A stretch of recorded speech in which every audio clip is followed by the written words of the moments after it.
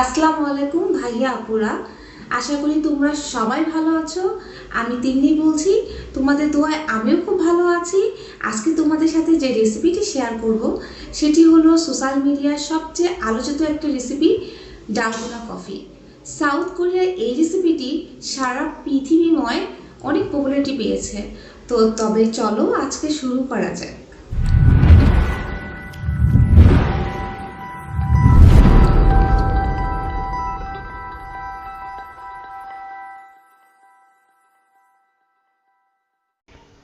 এখানে একটি মিক্সিং বল নিয়ে নিয়েছি।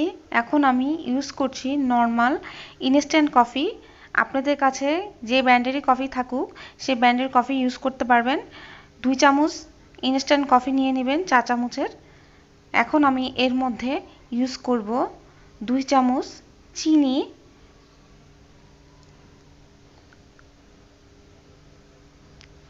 আসলে এই কফিটা বানাতে হলে আমার 1:1:1 পরিমাণ রাখতে হবে, সেজন্য আমি 2 চামচ চিনি নিয়ে নিয়েছি। এখন আমি এর মধ্যে গরম পানি মিক্সড করব। গরম পানিটাও আমি 2 চামচ পরিমাণ নিয়ে নিব। তো আমি এখন 2 চামচ গরম পানি দিয়ে দিচ্ছি। গরম পানি দিয়ে দেওয়ার পর আমি এখন এটাকে ভালোভাবে বিট করব। আমি আসলে হোম কোয়ারেন্টাইনে আছি, তো আমার সময় পাস করতে পারছি না, এই জন্য আমি চামচ দিয়ে আসলে বিট করছি যেন আমার সময়টা ভালো মতো পাস হয়। কারণ আমার এটা বিট করতে 15 থেকে 20 মিনিট সময় লাগবে, এই জন্য আমি চামচ দিয়ে বিট করছি। আপনারা চাইলে ইলেকট্রিক বিটার দিয়ে বিট করে নিতে পারেন। আমি 15 থেকে 20 মিনিট বিট করব। 15 থেকে 20 মিনিট বিট করার পর আপনারা দেখতে পাচ্ছেন যে আমার কফির কালারটা চেঞ্জ হয়ে গেছে, একদম ব্রাউন কালার চলে আসছে। দেখে মনে হচ্ছে যে আমি কফির মধ্যে মিল্ক অ্যাড করেছি।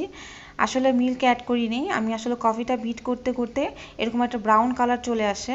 এখন আমার কফিটা বিট করা হয়ে গেছে। কফিটা বিট করার পর আমি একটি মগ নিয়ে নিয়েছি। আমি এই মগে কফিটা বানাবো।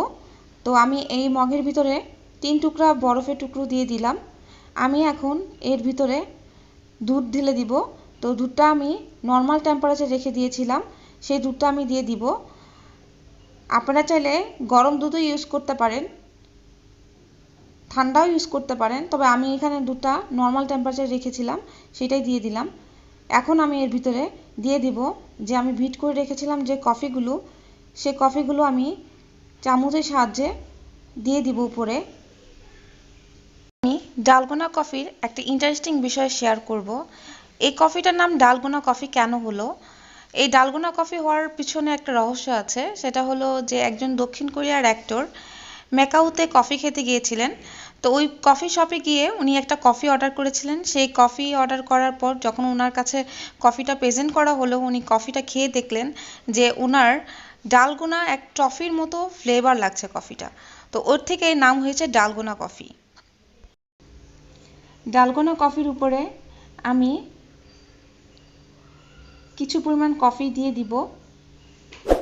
আপনারা চাইলে এর মধ্যে চকলেটের সিরাপও ইউজ করতে পারেন।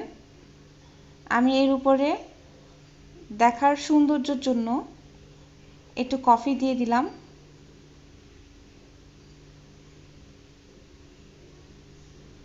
তৈরি হয়ে গেল আমাদের আজকে স্পেশাল রেসিপি, ডালগোনা কফি। যদি আমার এই রেসিপিটি আপনাদের ভালো লেগে থাকে তাহলে অবশ্যই শেয়ার করুন আপনার ফ্রেন্ড অ্যান্ড ফ্যামিলির সাথে। আর যদি কোনো কিছু জানার থাকে অবশ্যই কমেন্টস বক্সে কমেন্টস করুন। আর যারা আমার চ্যানেলটি এখনও সাবস্ক্রাইব করেননি তারা প্লিজ আমার চ্যানেলটি সাবস্ক্রাইব করে ফেলুন। আর যারা অলরেডি আমার চ্যানেলটি সাবস্ক্রাইব করে ফেলেছেন তাদেরকে অসংখ্য ধন্যবাদ আমার সঙ্গে থাকার জন্য। আর অবশ্যই বেল আইকনটি ক্লিক করে রাখবেন আমার নতুন নতুন ভিডিও পাওয়ার জন্য।